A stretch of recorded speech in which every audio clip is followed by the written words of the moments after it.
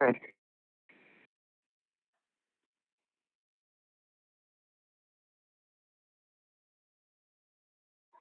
exacto.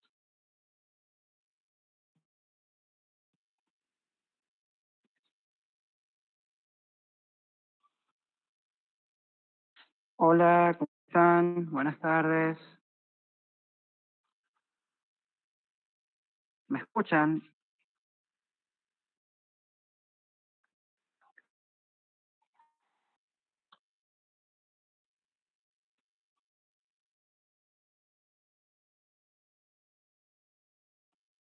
Ya.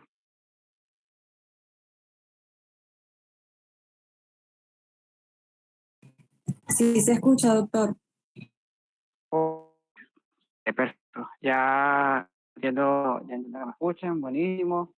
Espero que se encuentren bien. ¿Hay alguno que pueda activar un momentito?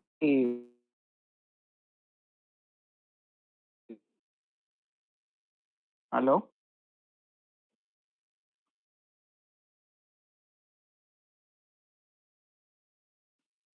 Hola, ¿puede alguno de ustedes abrir su micrófono y confirmarme que están presentes, por favor? Buenas noches, doctor. Sí, presente Raymari García. Ya va, no escucho. Creo que a lo mejor puede ser un problema en mis audífonos, pero no es problema. Ok, mientras me sigan escuchando y eso, me avisan, ¿vale? Eh, como, como no voy a estarlos escuchando mucho, pero cualquier cosa yo retorno a la reunión para ir viendo sus preguntas, comentarios, estoy atento.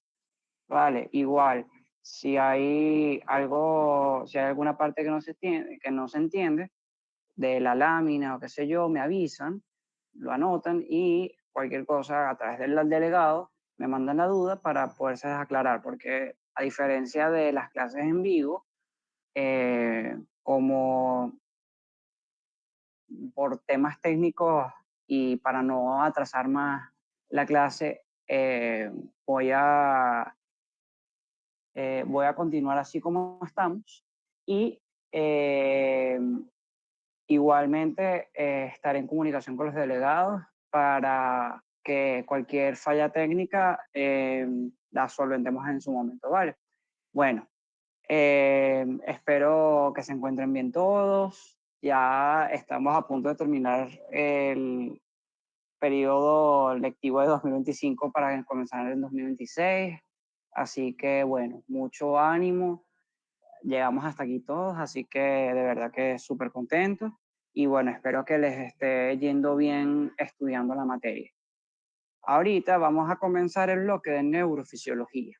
Por lo general, anteriormente cuando comenzábamos el bloque de neurofisiología, ustedes comenzaban con las clases que van a ver con el doctor Sanguino, que es la organización anatómica del sistema nervioso central, y lo que sería la organización funcional y todo lo que es neurofisiología sensitiva y electrofisiología cerebral, etcétera. Por cuestiones logísticas, decidimos comenzar con la parte de neurofisiología motora. Ojo, igual van a ver toda neurofisiología en una sola unidad y eso es lo que se va a evaluar ya en el segundo parcial. Sin embargo, lo que me gusta de que comencemos con esta clase, igualmente el día de mañana vamos a estar haciendo una sesión cortica de dudas, preguntas, después o antes de las horas de tono y postura, que son las que vamos a ver mañana, de manera de que podamos aclarar cualquier duda que pueda surgir.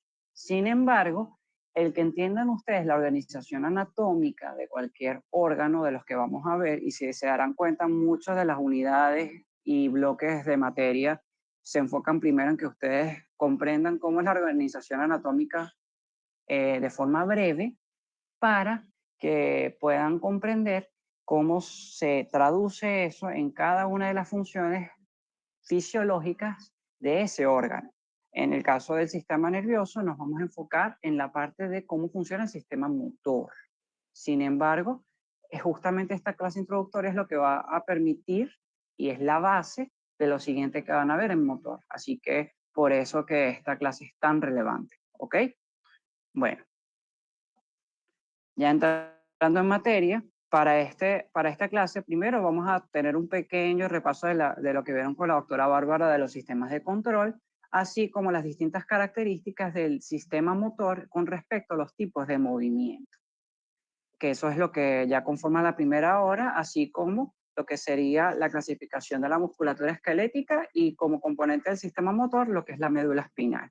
La segunda hora ya va más enfocada a los componentes supraespinales del sistema motor, que vienen a ser el tallo cerebral, que como ya deben de estar viendo en la neuroanatomía, o si no lo han visto, les explico, es el órgano o el sistema de relevo que conecta a la médula espinal con la corteza cerebral y la corteza cerebral propiamente.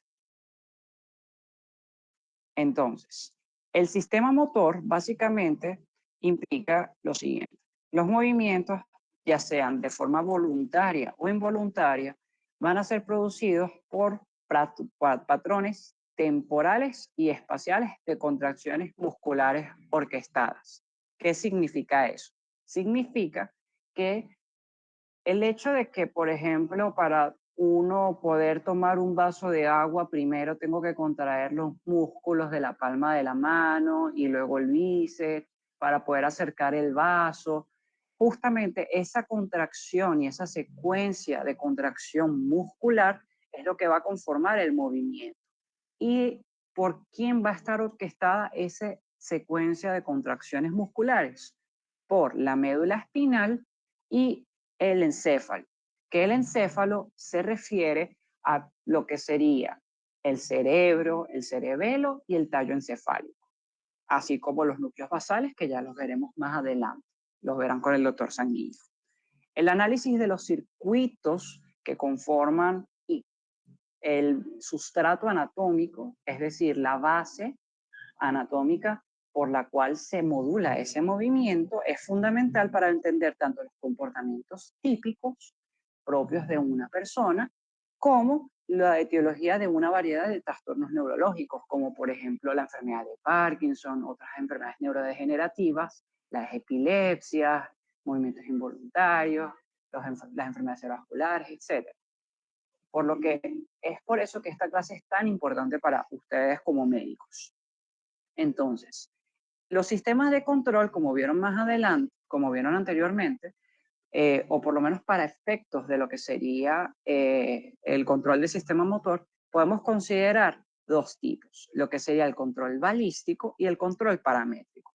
¿Qué se refiere al control balístico? El control balístico básicamente indica que para el cerebro obtener un resultado específico, un resultado deseado, vamos a decir que, por ejemplo, lo que quiero hacer es tomar ese vaso de agua, entonces el controlador, que es el cerebro, va a ejercer un comando motor.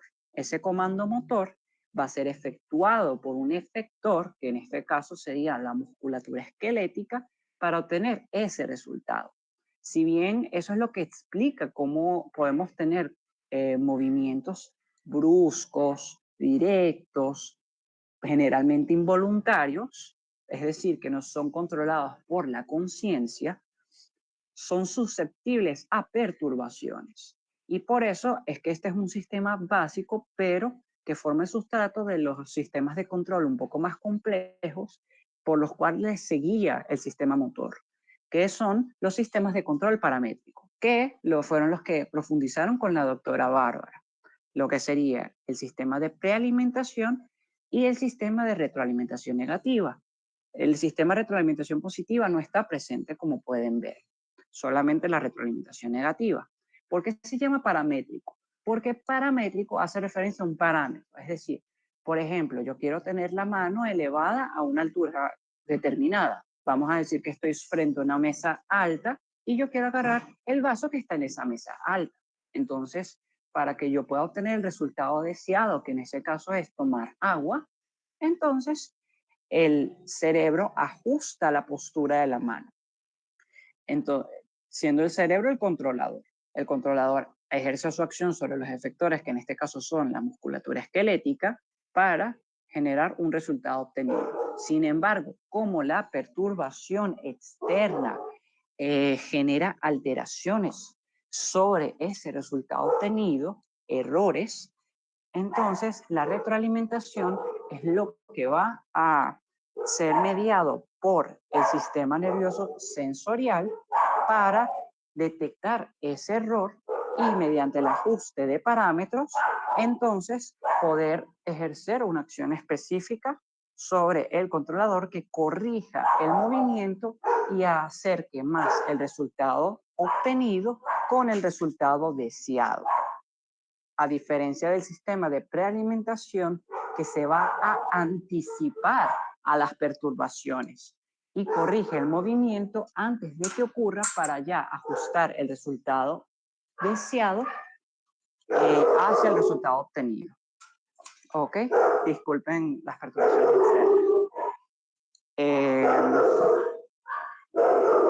Lo otro que iba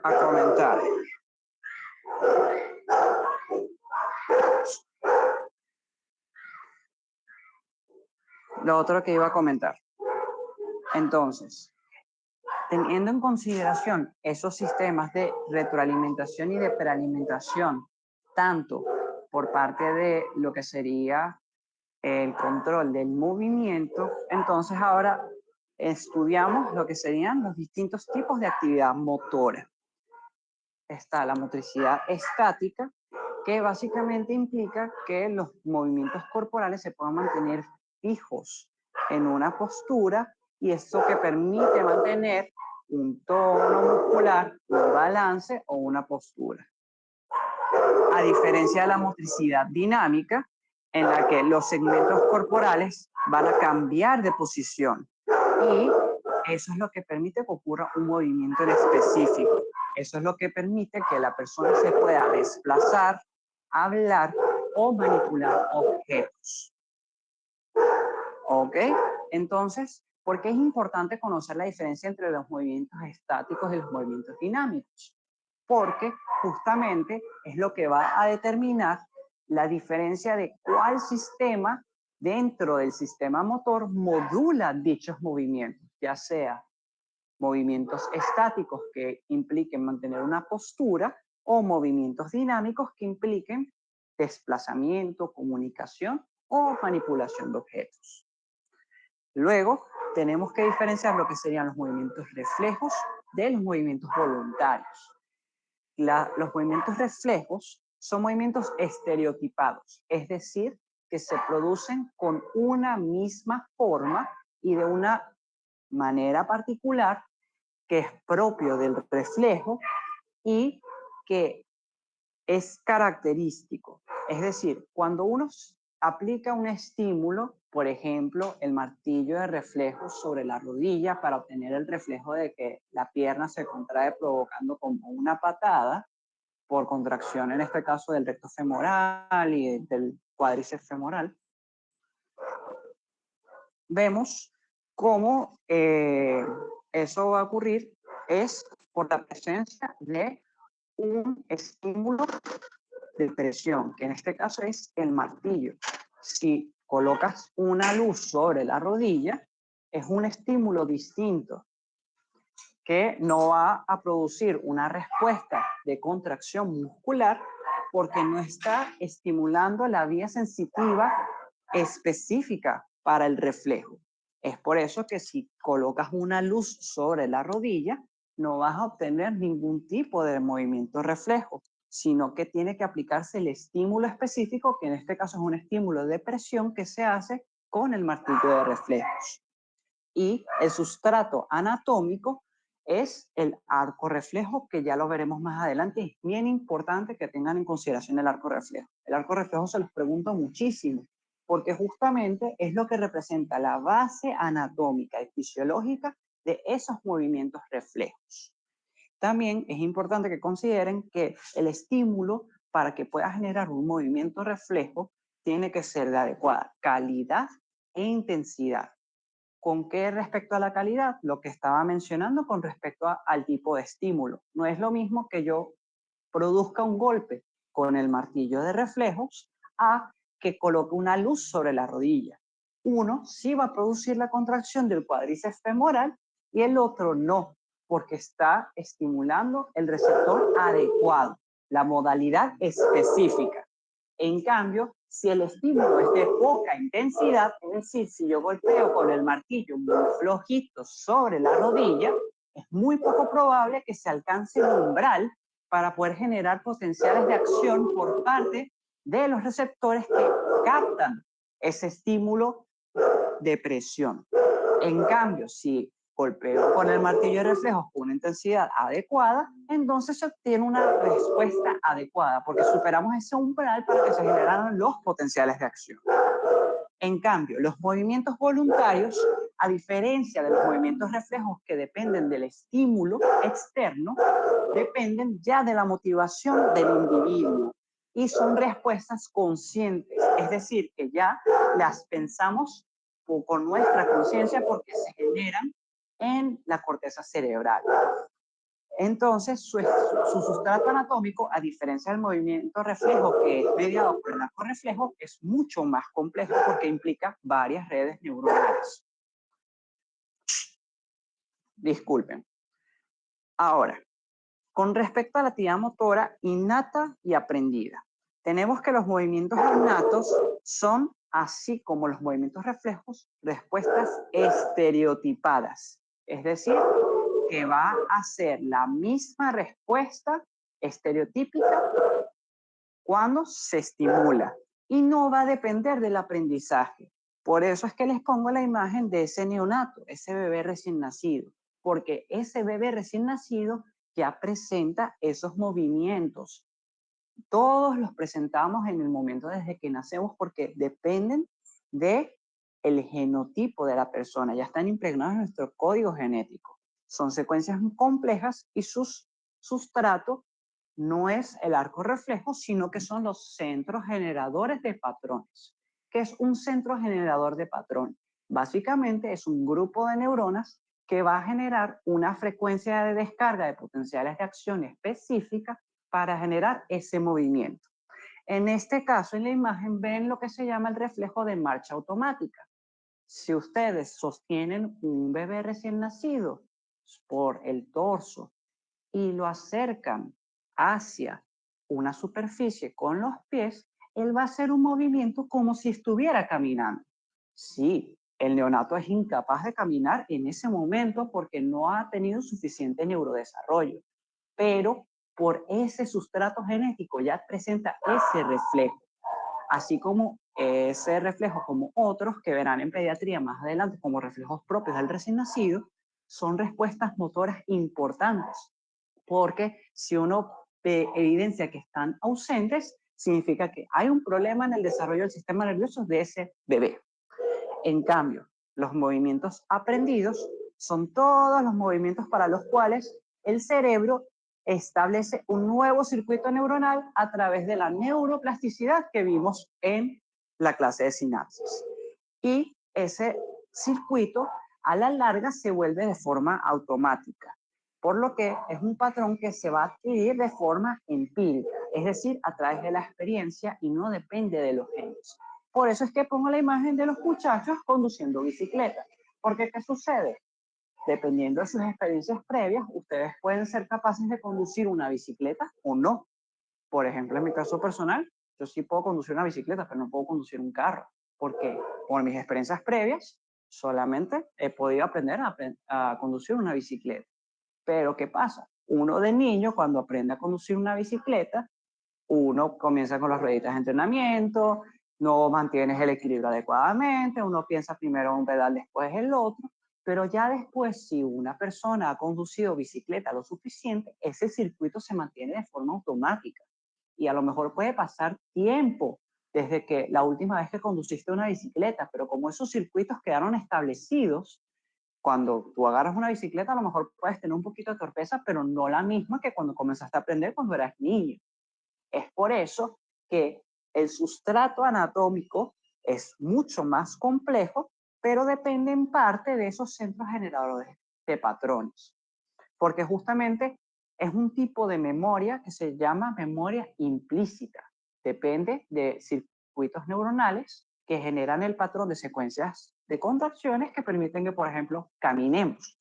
Ustedes no van a caminar de forma consciente pensando primero levanto el pie izquierdo, primero levanto el pie derecho. No, su cerebro simplemente piensa, mira, yo me quiero ir a tal sitio, o quiero dirigirme al trabajo, o quiero dirigirme a mi casa, y camino en esa dirección.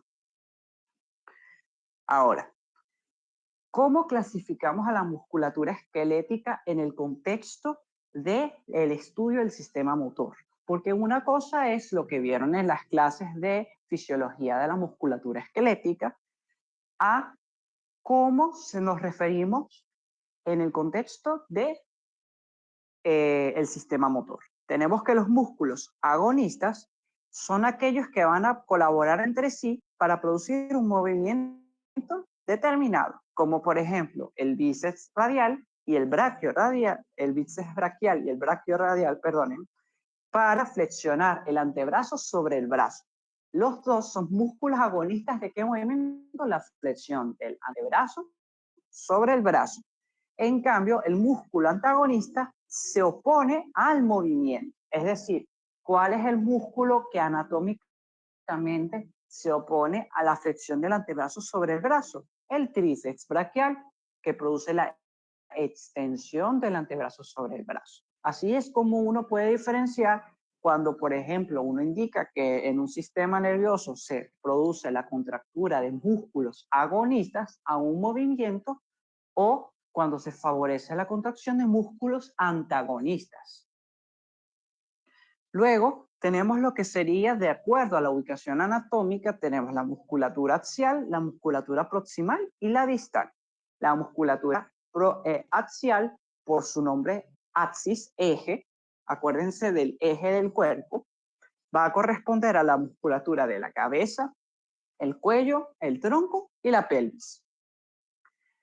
Por lo que cuando hablo de musculatura axial, me refiero al control de este tipo de músculos. Luego tenemos la musculatura proximal, que vienen a ser las articulaciones proximales que juntan a las extremidades con el tronco, que en el caso de los miembros superiores es el hombro y en el caso de los miembros inferiores es la cadera. Y la musculatura distal viene a corresponder con las porciones distales de las extremidades. En este caso de los miembros superiores, las manos, y en el caso de los miembros inferiores, los pies. Ahora, recordemos que en músculo también vieron que hay musculatura estriada de distintos tipos, fibras lentas y fibras rápidas, de acuerdo al tipo de metabolismo que utilizan para poderse contraer. Sin embargo, así como hay un tipo específico de fibra muscular esquelética estriada o rhabdomiocito, hay un tipo de unidad motora. ¿Qué es la unidad motora? La unidad motora consta de la motoneurona, que su soma, es decir, el cuerpo de la neurona, se ubica en el asta anterior de la médula espinal. Eso grábenselo, porque por lo menos en lo que serían la ubicación de los músculos que dependen de las metámeras, que es cuello para abajo, depende de la médula espinal. Y esos músculos se encuentran ubicados, o sea, las motoneuronas que inervan dichos músculos se encuentran ubicados en el asta anterior de la médula espinal. En cambio, los que no dependen de las metámeras, que son los músculos de la cabeza y el cuello, que son inervados por los nervios craneales, que ustedes van a estudiar con mayor precisión, dependen ya de núcleos específicos ubicados en el tallo encefálico.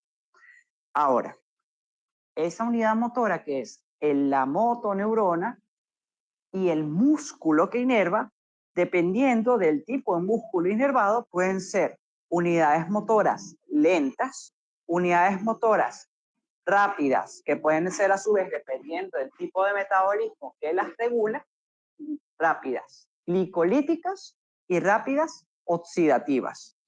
Rápidas glicolíticas porque funcionan bajo condiciones anaerobias, por lo que son más fatigables. En cambio, las rápidas oxidativas son menos fatigables porque dependen de la fosforilación oxidativa, cadena respiratoria, 36 ATP, ciclo de Krebs. Entonces, las fibras tipo 1, que son inervadas por unidades motoras tipo 1, van a corresponder con fibras tónicas, oxidativas y de alta resistencia. ¿Qué tipo de musculatura me interesa que sea de alta resistencia? ¿La axial, la proximal o la distal? La axial, porque la axial es lo que va a permitir que el cuerpo permanezca en una única postura. Es decir, permanecemos erguidos al momento de caminar o estar de pie o al estar sentados. Es por eso que esas fibras son lentas y esas unidades motoras son lentas. En cambio, las fibras 2A y 2B, por lo general las podemos encontrar en las manos, los pies, en las extremidades, que requieren realizar movimientos más rápidos. Las fibras 2A y 2B son fibras fásicas. En cambio, las 2A son resistentes moderadamente a la fatiga porque dependen de la fosforilación oxidativa. En cambio, las 2B son más fatigables porque justamente dependen de la glicólisis. Que la glicólisis, a diferencia de la fosforilación oxidativa, genera 2 ATP. Es por eso que son más fatigables y se fatigan mucho más rápido, no resisten tanto, que las fibras 2A y estas que las fibras tipo 1. Si se dan cuenta, hay dos subtipos de lo que son las 2B y las 2X. Lo que pasa es que justamente las 2B están descritas en seres humanos, mientras que las 2X por lo general suelen estar descritas en otros animales, aunque se encuentran en muy menor cantidad en los seres humanos. Y justamente les traigo de nuevo esta tabla para que tengan en cuenta ese tipo de musculatura esquelética, cómo se asocia a las unidades motoras y al sistema motor. Entonces, en esta gráfica ven tres tipos de actividad. Lo que sería la actividad de la fibra muscular lenta, que está en verde, que vemos que se mantiene con una fuerza de contracción más duradera en el tiempo, capaz de 1 hora. Pero vemos que la fuerza de contracción es muy baja, no llega ni siquiera a un newton de fuerza, a 1 gramo de fuerza. En cambio, las fibras rápidas resistentes a la fatiga, que son las 2A, ven cómo al estimularse pueden generar una mayor gramos de fuerza de contracción, pero no duran tanto tiempo a lo largo de un periodo de tiempo específico. Es decir, vemos cómo la estimulación repetida que se ve en la gráfica B es de una cantidad de fuerza específica, pero que si lo llevamos a el porcentaje de la fuerza máxima, vemos que eso va decayendo con el tiempo, al punto de que ya para la hora está por debajo. Y eso es decir, genera mayor cantidad de fuerza que las fibras tipo 1, pero durante menor cantidad de tiempo. Y las fibras tipo 2B y también las 2X generan una mucha mayor cantidad de fuerza. Vemos que generan una gran cantidad de fuerza explosiva a los 50 gramos de fuerza, pero no dura nada.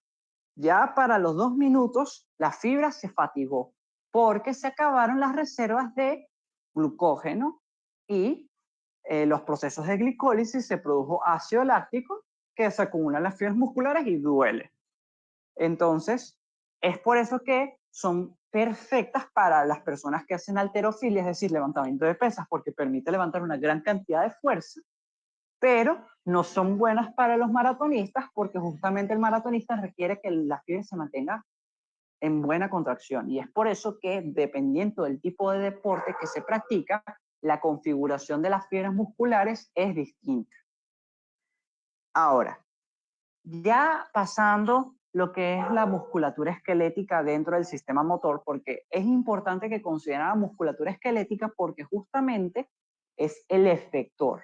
Cuando yo les hablaba en el sistema de control que hay un efector que genera ese movimiento para un resultado deseado y un resultado obtenido o observado, me refería a el sistema muscular. Es por eso que es importante y está tan intrínsecamente unido a esto.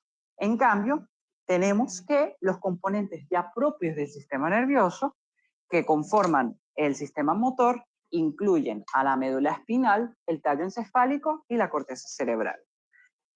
La médula espinal vemos que contiene a las famosas motoneuronas, que justamente es la que conforman la unidad motora. Y recuerden, el soma neuronal de la motoneurona se ubica en el asta anterior de la médula espinal. Eso es bien importante que lo tengan en consideración. Eso con respecto a la sustancia gris que vemos se encuentra hacia adentro, hacia medial, en el centro, profundo. En cambio, en la superficie está rodeado de sustancia blanca. Recuerden, histológicamente hablando, la sustancia gris se diferencia de la sustancia blanca porque la sustancia gris contiene los somas neuronales. La sustancia blanca solo contiene axones. Entonces, esos axones llevan una cantidad de tractos ascendentes sensoriales que lo vamos a tratar en lo que al sistema motor respecta y haces descendentes que son lo que nos interesa. ¿Por qué? Se llaman descendentes porque descienden desde la corteza cerebral, el tallo encefálico, el cerebelo, hasta la médula espinal. Por eso es que son descendentes, son eferencias, es decir, salen del cerebro o el encéfalo hasta la médula espinal. Por eso es que esos tractos de sustancia blanca son tractos descendentes.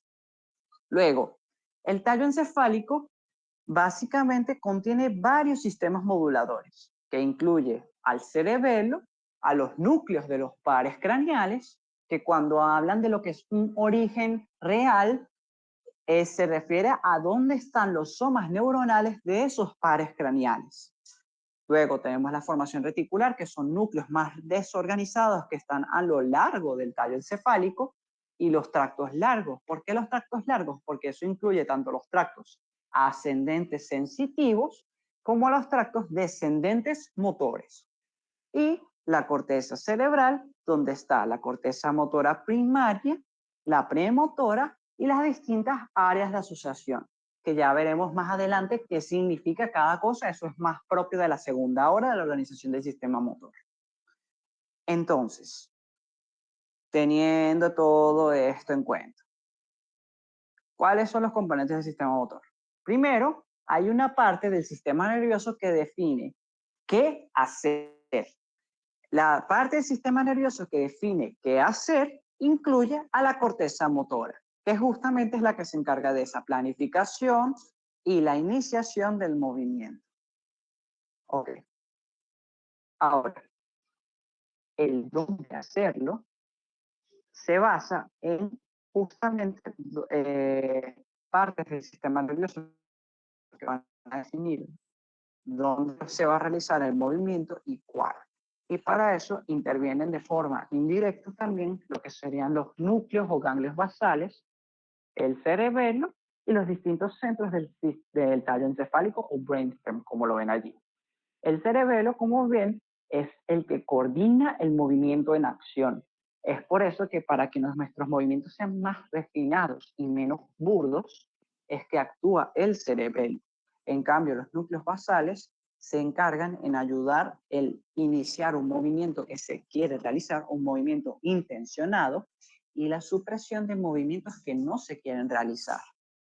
Es por eso que cuando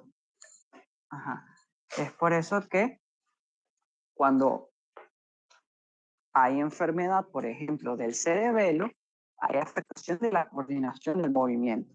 En cambio, cuando hay enfermedad de los núcleos basales, hay enfermedad de cómo se modula la iniciación de un movimiento o aparecen movimientos que no queremos realizar, movimientos involuntarios.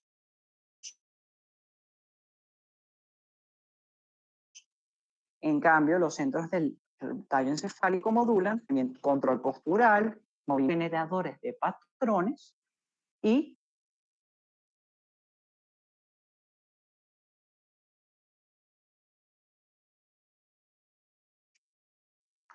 ahora, el cómo hacer el movimiento es la motora primaria, porque justamente es la que va a dar la orden.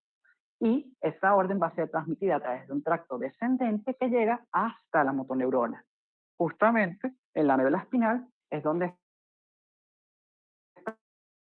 están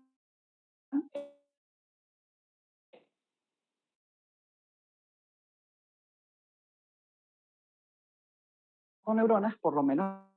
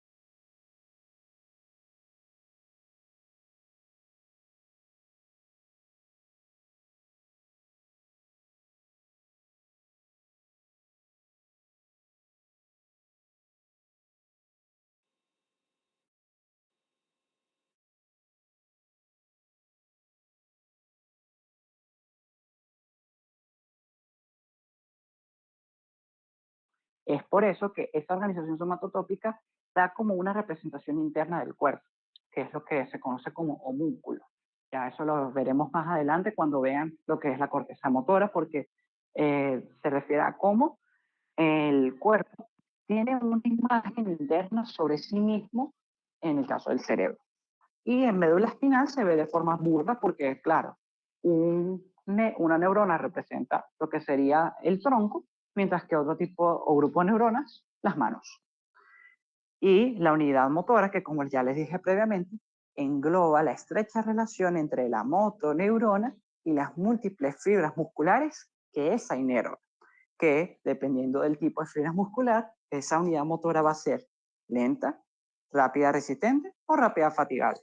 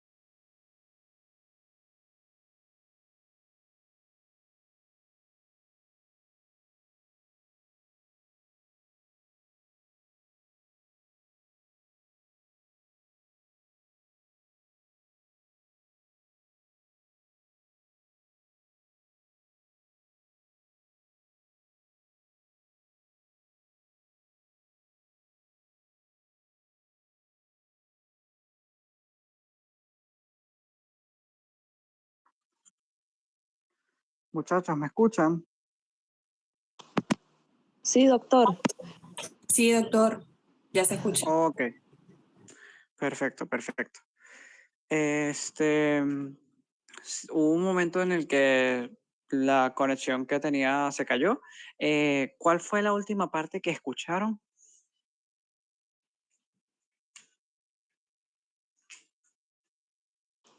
Lo de las motoneuronas con respecto a la médula espinal. Ah, ok. Vale, perfecto. Ya entonces regreso a esa parte. Denme un momentito.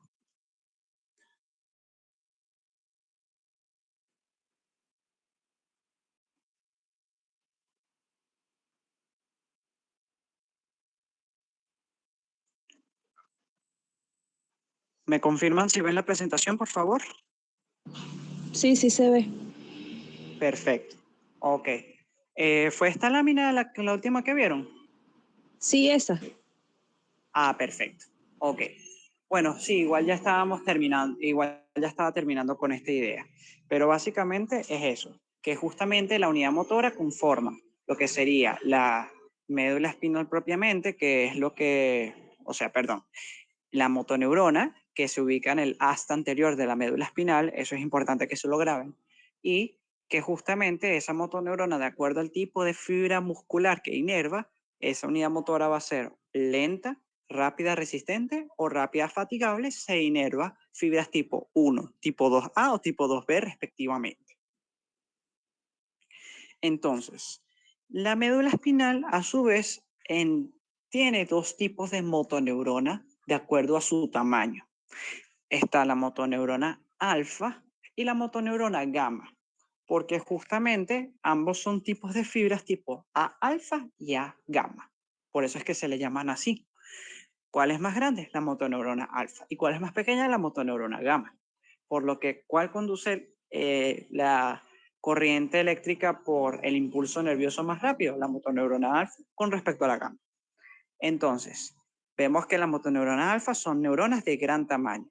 Son mielinizadas y van a inervar las fibras extrafusales. ¿A qué me refiero con extrafusales? Básicamente son las fibras que están afuera del uso muscular. Fuso es por el uso. Es decir, el uso muscular es algo que se encuentra muy profundo en el músculo y que representa un receptor. ¿El receptor de qué tipo de sensación? La propiocepción. Es decir, nos permite saber cómo estamos nosotros mismos con respecto al espacio. Por eso se llama propio de nosotros o propio del cuerpo y cepción, de percepción. Y las fibras motoneuronas gamma son neuronas de menor tamaño, también son mielinizadas, eso es importante destacar, e inervan a las fibras intrafusales, es decir, que inerva las fibras musculares que conforman el uso muscular. Entonces, la motoneurona alfa inerva fibras extrafusales, es decir, fibras musculoesqueléticas que no conforman parte del uso muscular. En cambio, la motoneurona gamma inerva fibras intrafusales, es decir, aquellas fibras musculoesqueléticas que conforman a el uso muscular. ¿Se ven las imágenes? Porque por alguna razón creo que no se cargó. Sí se ven borrosas, pero se ven. Ok. Igual la clase les va a quedar en el Drive, por eso no se preocupen, ¿ok? Igual yo llevo las láminas mañana para que cualquier cosa, si es necesario repasar algún concepto que no se entendió, lo repasemos. Con respecto a las interneuronas, es muy importante que las conozcan. Las interneuronas son neuronas mucho más chiquitas que las motoneuronas alfa y motoneuronas gamma. También son neuronas mielinizadas. Y como su nombre lo indica, están entre otras neuronas. Por eso es que se llaman interneuronas. Entonces, las motoneuronas pueden recibir información a través de las aferencias directamente de nervios sensitivos o a través de los tractos descendentes. Por ejemplo, el tracto corticoespinal, que como se darán cuenta, su nombre indica córtico de corteza cerebral espinal de la médula espinal. Y lo que serían interneuronas. Es decir, una motoneurona puede recibir estímulos, hace sinapsis con neuronas de los tractos descendentes directamente o a través de esa interneurona. La interneurona, dependiendo de qué tipo de neurotransmisor contiene, puede ser excitatoria o inhibitoria. Si es excitatoria va a tener glutamato, mientras que si es inhibitoria va a tener glicina, porque estamos en la médula espinal. Por eso no tiene GABA. Y una interneurona muy particular que quiero que conozcan, que es la célula de Renshaw. La célula de Renshaw, como su nombre lo indica, es una interneurona inhibitoria. Renshaw fue un neurofisiólogo que fue el que describió ese tipo de interneurona. Es la negrita que vemos en la imagen a la derecha. Es un inhibidor tónico de la motoneurona alfa. ¿Qué significa inhibidor tónico? Básicamente que tono es porque ejerce una cantidad de impulsos inhibitorios sobre la motoneurona alfa de forma tónica, es decir, que tiene una frecuencia basal de impulsos que como resultado va a provocar liberación de glicina que actúa sobre la motoneurona alfa que está inervando. Es por eso que es un inhibidor tónico. Si se dan cuenta, está estimulada por una rama colateral que lleva información del axón de la motoneurona alfa. Es decir, que la célula de Renshaw funciona como un mecanismo de retroalimentación negativa, porque justamente es estimulada por la misma motoneurona para que esa motoneurona se inhiba a sí misma, para evitar que se quede estimulada de forma tónica. ¿Por qué me interesa que una motoneurona, o por lo menos por qué al cuerpo le interesa que una motoneurona no dispare todo el tiempo?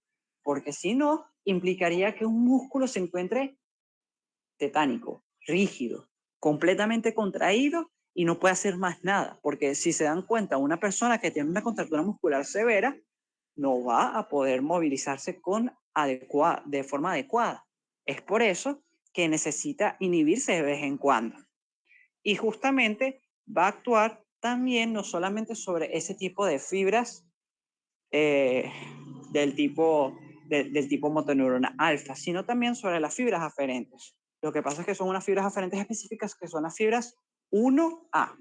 ¿Qué significa 1A? 1A hace referencia al tipo de fibra sensitiva, porque así como las fibras motoras se clasifican A, B y C, dependiendo del diámetro, las fibras sensitivas se clasifican 1, 2, 3 y 4 en números romanos. Las 1 son las más grandes y las 1A son específicas del uso muscular.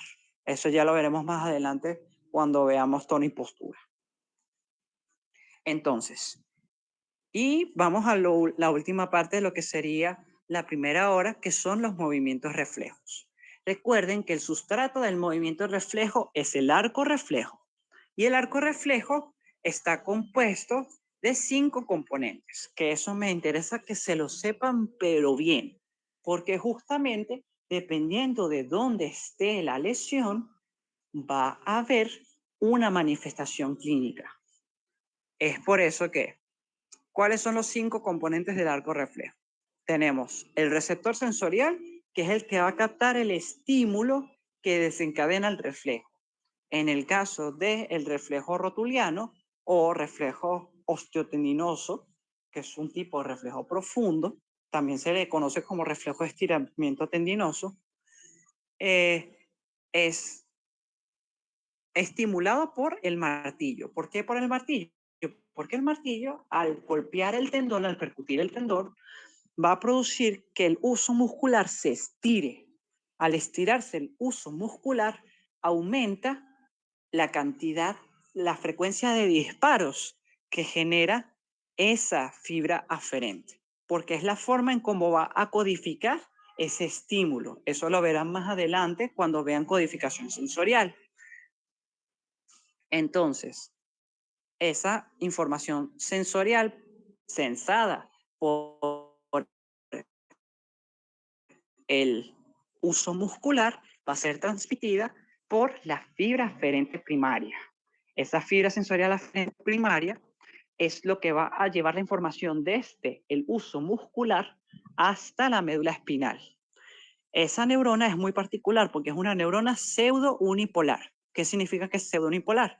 Significa que tiene un único soma, un único axón, que se va a dividir en 2. Esas 2 partes, una va hacia el receptor, que en este caso es el uso muscular, y la otra hace sinapsis en el asta posterior de la médula espinal.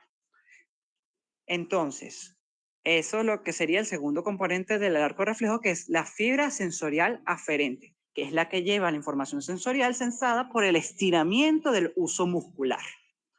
Luego, tenemos el centro integrador, que viene a ser el que va a integrar toda esa información sensorial, que en el caso del arco reflejo, del reflejo de estiramiento tendinoso, que lo veremos un poquito con mayor profundidad con lo que sería la clase de tono y postura, es la médula espinal. Porque si se dan cuenta, esa colateral de la fibra aferente primaria va hacia dos neuronas. Una interneurona, en este caso glicinérgica, y como es glicinérgica es inhibitoria, y a la motoneurona alfa. ¿Por qué me interesa que ustedes sepan que está dirigiéndose hacia una y hacia otra? Porque la interneurona inhibitoria glicinérgica va a actuar sobre algo específico, la motoneurona de los músculos antagonistas. Es por eso que el reflejo promueve una acción, en este caso la contracción de la musculatura agonista que produce la extensión de la pierna sobre el muslo. En ese caso se refiere a la acción del cuádriceps femoral. Y eso es lo que es estimulado por la fibra sensorial aferente.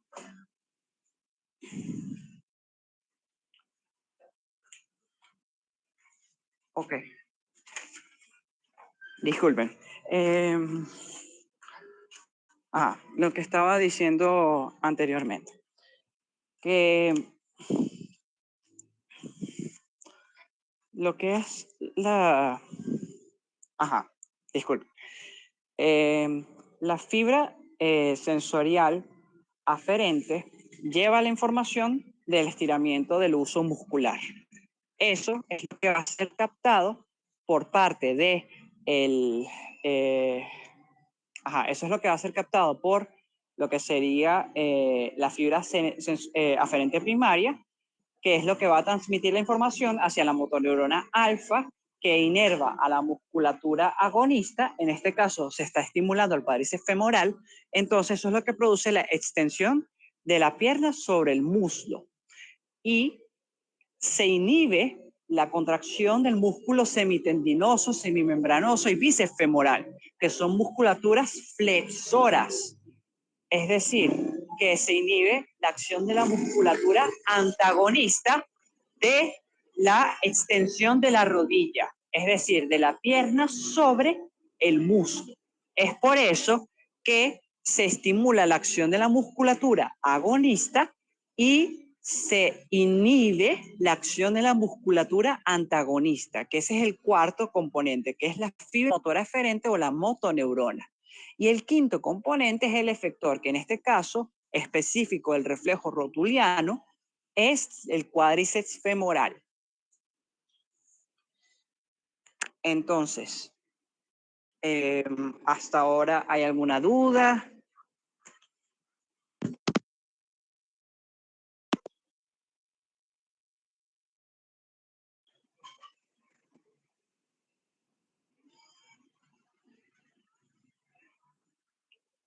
Ok. Bueno, justamente ya con esto terminamos la primera hora de lo que sería la organización del sistema motor. Me disculpan los ruidos externos, que es que estoy en una parte de donde estoy que tengo mejor conexión. Es por eso que me encuentro aquí. Bueno, entonces voy a continuar con la segunda hora, que ya serían los componentes supraespinales, que serían el tallo encefálico y la corteza cerebral, para entender el resto de los componentes que conforman al sistema motor. Voy a hablar un poco más alto, aunque parezca que para poder hablar sobre el ruido, ¿ok?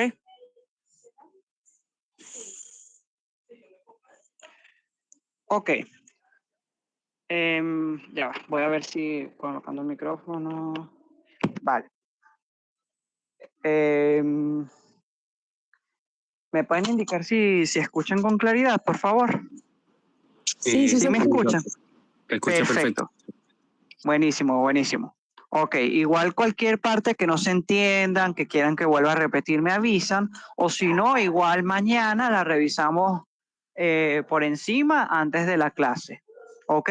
Porque me interesa que se sepan muy bien esta parte porque es la base de todo lo que es el bloque de motor y les ayuda un poquito a entender también cómo se organiza el resto del sistema nervioso, ¿vale? Bueno,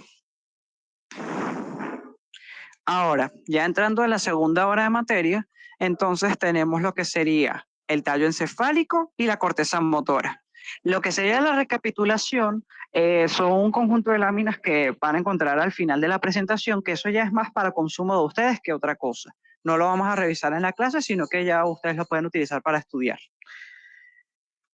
Entonces, el tallo encefálico, vemos que en el tallo encefálico se encuentran 4 estructuras subcorticales. Con subcortical me refiero a que son estructuras que por su importancia jerárquica se encuentran por debajo de la corteza cerebral. Es por eso que se llama subcortical. Todas esas estructuras, por ejemplo, sustancia blanca, núcleos basales, se denominan subcorticales, es por eso, porque jerárquicamente tienen una menor función o orden jerárquico a la corteza cerebral, que es lo más alto de la jerarquía del sistema nervioso central. ¿Ok? Entonces, la formación reticular, los colículos superiores, los núcleos rojos y los núcleos vestibulares son 4 de los componentes que vamos a entender forman parte del sistema motor. Es lo que antes se conocía como sistema extrapiramidal, aunque también el sistema extrapiramidal incluye lo que serían los núcleos basales. Es por eso que cuando antes hablaban de síndrome extrapiramidal o manifestaciones extrapiramidales, se refieren a alteraciones de estos 4 sistemas o los núcleos basales que acabo de mencionar. Sin embargo, son términos que yo prefiero evitar por varios motivos que ya explicaré al final de la clase. Y si se dan cuenta, cada una de esas estructuras, la formación reticular, los colículos superiores, los núcleos rojos y los núcleos vestibulares, son estructuras que están involucradas en el control y regulación del tono muscular, la postura y el equilibrio.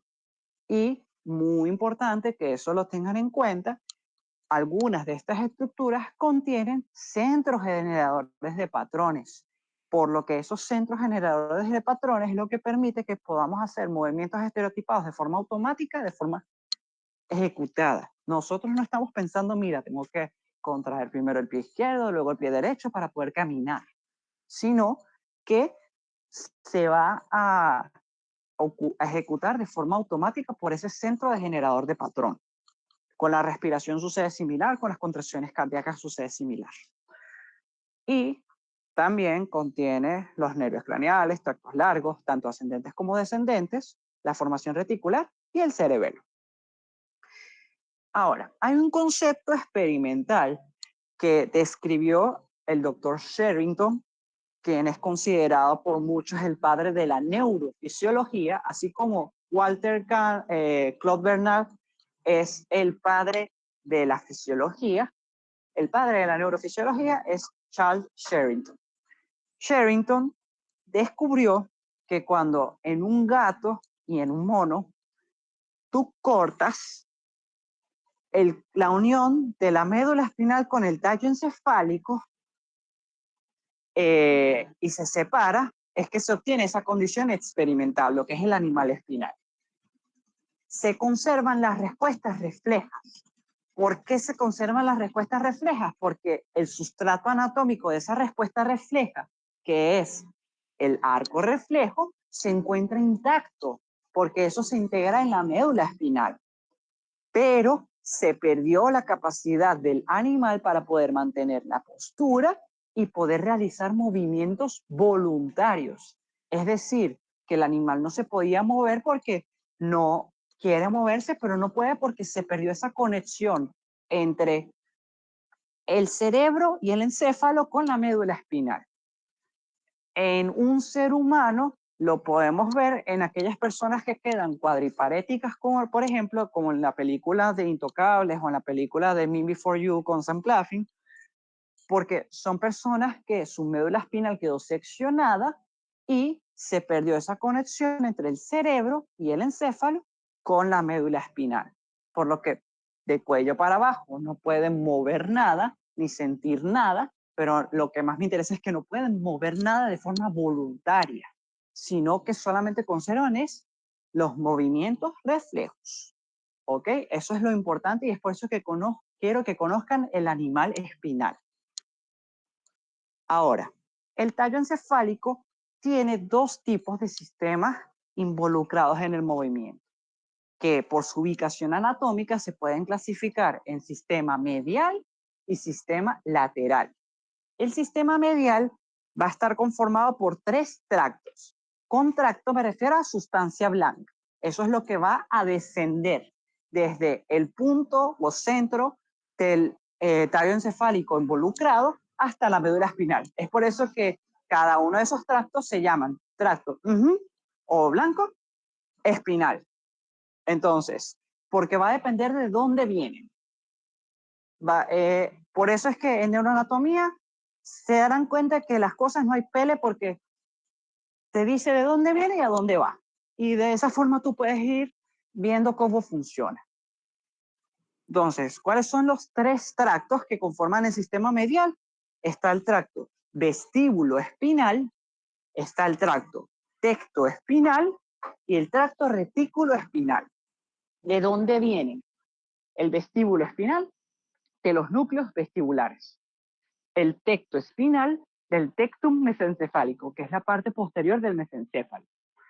El retículo espinal de la formación reticular. Y justamente cada uno, se darán cuenta, hay unos que se decusan, otros que no. Por ejemplo, ¿qué me interesa que ustedes sepan que si se decusa o no? Decusarse es que se cruza. Es la forma anatómica de escribir. Porque justamente eso significa que controlan el lado contralateral. Es decir, que si la lesión de ese tracto ocurre, es decir, vamos a decir que si pudiéramos cortarlo de forma específica, la manifestación clínica se va a ver del lado contrario. Por ejemplo, si yo lesionara hipotéticamente el tracto tectoespinal derecho, porque lesiono, vamos a decir, el colículo superior derecho por un SB, por ejemplo, en una condición hipotética. Entonces, la manifestación clínica se va a ver del lado izquierdo, del lado contrario. Es porque la fibra está cruzada. Y eso es algo que clínicamente quiero que se graben. En cambio, hay tractos que son ipsilaterales, no se decusan. Es decir, que si se lesiona ese lado, de forma muy específica, se va a manifestar del mismo lado. Ahora, el sistema lateral, el único tracto del tallo encefálico que conforma parte del sistema lateral es el tracto rubro espinal. Rubro como rubí, rojo, rubius, el rojo, el nombre latín del rojo, Rubius, Hagrid. ¿Se acuerdan de Hagrid, de Harry Potter? Justamente se llama Rubius también porque es rojo. Bueno, núcleo rojo, rubro espinal. Del núcleo rojo surge el tracto rubro espinal. Ahora, los tractos descendentes se ubican, en el caso del sistema medial, en lo que se llama el cordón medular anterior. ¿Qué es el cordón medular anterior? Anatómicamente, es lo que está dividido por las fisuras medial hasta el surco anterolateral, por donde emergen las raíces anteriores de los nervios espinales. Y el cordón medular lateral está entre el surco anterolateral y el posterolateral, desde donde emergen en el surco posterolateral, o mejor dicho, desde donde entran las raíces posteriores de los nervios espinales. Recuerden que las raíces anteriores son predominantemente motoras y las posteriores son predominantemente sensitivas. Entonces, por el cordón medular lateral desciende el tracto del sistema lateral, en este caso el tracto rubroespinal, que es lo que ven representado en rojo. Y ven que también están los tractos corticoespinales, que como les dije, vienen de la corteza cerebral. Por eso es que no los estoy tocando en el tallo encefálico. Vale. Ahora, vemos sistema medial. ¿De dónde viene cada tracto? Tenemos del tectum, donde están los colículos superiores, que son los tubérculos cuadrigéminos que están hacia arriba, por eso es que se llaman colículos superiores, llevan información visual. Los colículos inferiores, auditivas. Ustedes generan sus propias mnemotecnias para acordarse de ese hecho, pero es muy importante que lo tengan en cuenta. La formación reticular, que a su vez, si es la formación reticular del puente, entonces de allí desciende el tracto retículo espinal pontino. En cambio, si es de la formación reticular de la médula oblongada o bulbo raquídeo, es que desciende el tracto retículo espinal vulvar o medular. Y luego tenemos los núcleos vestibulares, que se ubican en la unión ponto vulvar o ponto medular, es decir, entre el puente y la médula oblongada. Por lo general del núcleo vestibular lateral, porque son 4 núcleos, uno superior, uno inferior, uno medial y uno lateral. Pero ya lo veremos un poquito más específico. Entonces, sistema medial, tracto vestíbulo espinal. Se originan de los núcleos vestibulares, sobre todo del medial y el lateral. Recuerden que son 4. En cambio, del coclear, que es lo que lleva la información auditiva del nervio vestíbulo coclear, son 2, uno ventral y otro dorsal. Tema aparte. Vestibular, núcleo lateral, núcleo medial, de ahí surgen los tractos vestíbulo-espinales. Vestíbulos porque vienen del núcleo vestibular y espinal porque van hacia la médula espinal. Descienden por el cordón medular anterior porque forman parte del sistema medial. Entonces, dan lugar a los tractos vestíbulo espinal lateral y vestíbulo espinal medial. El núcleo vestibular medial da el tracto vestíbulo espinal medial y el núcleo vestibular lateral da el tracto vestíbulo espinal lateral. Descienden virtualmente sin cruzaciones, es decir, no se cruzan. Si llegáramos a lesionar el tracto de forma individual, si es el derecho, las manifestaciones clínicas se van a dar del lado derecho. Si es izquierdo, se van a dar del lado izquierdo. El tracto medial va a inervar interneuronas y motoneuronas. Recuerden lo que yo les dije, que la motoneurona puede recibir información tanto del tracto descendente como de la interneurona.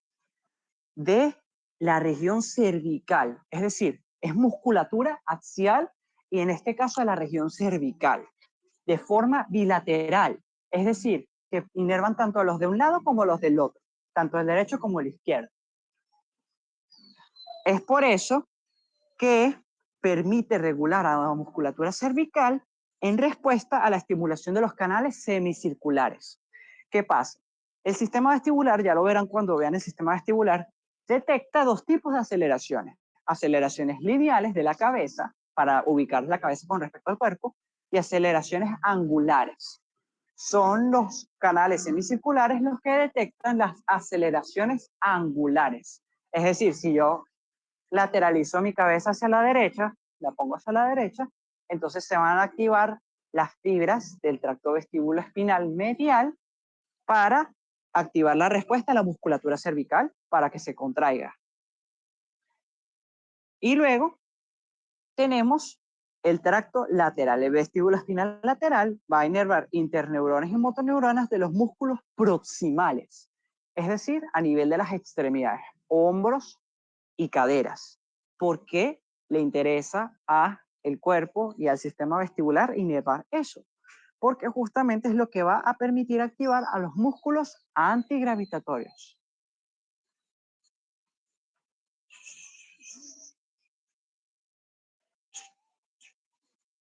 Calmadito. Entonces, los músculos antigravitatorios, ¿cuáles son? Los extensores. Porque para que el cuerpo venza la gravedad, el cuerpo tiene que estar estirado. Uno de pie no está doblado, está recto, estirado, erguido. Por eso que la musculatura antigravitatoria son los músculos extensores. Los cuádriceps femorales, los gastrocnemios, los tríceps, esos músculos extensores. Es por eso que es lo que permite que nosotros podamos mantener el equilibrio, porque se activa el músculo antigravitatorio y nos mantenemos erguidos. Luego tenemos el tracto retículo espinal. viene de la formación reticular. Si es de la formación reticular del puente, es el tracto retículo-espinal pontino. Y si viene de la formación reticular de la médula oblongada o el bulbo raquídeo, es el tracto retículo-espinal vulvar o retículo-espinal medular. Entonces, la formación reticular es una red neuronal compleja, súper compleja, complicada. Y justamente va desde el mesencéfalo rostral, o sea, desde tan arriba como el mesencéfalo, hasta lo que sería la médula oblongada caudal, es decir, abarca todo el tallo encefálico. Por eso es que, dependiendo de cuál tallo encefálico, de cuál parte de la formación reticular surge, es que es pontina o medular o vulvar. Y bueno, justamente descienden virtualmente sin decusaciones, es decir, que si yo lesiono el tracto reticuloespinal derecho de forma hipotética, se va a manifestar del lado derecho y viceversa. ¿Qué va a controlar? La función cardiopulmonar, es decir, los centros respiratorios ejercen su control a través de los tractos reticuloespinales. Bien importante. Visceral, el control del ciclo sueño-vigilia, esto es lo que se encarga de producir la parálisis, la famosa parálisis del sueño. Y los movimientos oculares.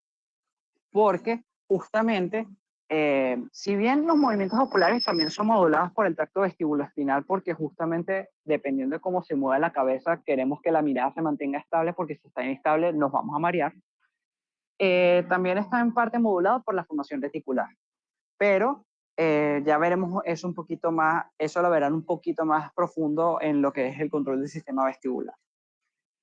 Ahora, van a inervar interneuronas y motoneuronas de la musculatura tanto axial como proximal y va a contribuir a porque justamente la formación reticular contiene centros generadores de patrones como el centro cardiorrespiratorio, los centros respiratorios que van a ver más adelante cuando vean regulación del sistema respiratorio, y complejos movimientos como la locomoción, la coordinación temporoespacial del tronco y las extremidades, que también va de forma intrínseca y estrechamente modulada con el tracto vestíbulo-espinal. Ahora, el tracto tectoespinal va a surgir principalmente de las neuronas de los colículos superiores, porque se ubican en el tectum, es decir, la parte de atrás del mesencéfalo. Y ellas sí se decusan, es decir, que si yo lesiono el tracto tectoespinal izquierdo, porque se lesionó el núcleo, el colículo superior izquierdo, se va a manifestar del lado derecho, porque inerva las fibras del lado derecho y viceversa. Aunque eso no suele ocurrir clínicamente, pero para que entiendan una idea de por qué me interesa que sepan si se decusa o no. Entonces, inervan interneuronas y motoneuronas de las astas anteriores, medulares, es decir, de la médula espinal, cervical y torácica superior. ¿Por qué me interesa eso? Porque básicamente es a que esa persona pueda orientar la cabeza y el cuello ante un estímulo visual y en parte el estímulo auditivo. Es por eso que también me interesa que se sepan que el colículo superior conlleva información visual y el inferior la auditiva. Porque justamente, por ejemplo, nosotros volteamos porque ocurrió un ruido muy grande, qué sé yo, hacia donde viene el ruido, porque justamente es activación de esos tractos tectoespinales que permiten que ayuden a que el cuerpo se dirija hacia donde venga ese estímulo que nos llamó la atención. Entonces, la parte visual viene mediada por los colículos superiores y la parte auditiva por los colículos inferiores en menor medida. Pero lo principal que genera, que controla el tracto tectoespinal, son los colículos superiores. Ahora,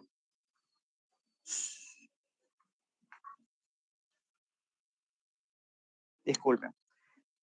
El sistema lateral es lo que contiene al tracto rubroespinal, los núcleos rojos, que se ubican en el mesencéfalo, sobre todo si uno hace un corte transversal a nivel de los colículos superiores en el mesencéfalo, es que uno puede conseguir más probablemente los núcleos rojos. Están bastante arriba en el tallo encefálico.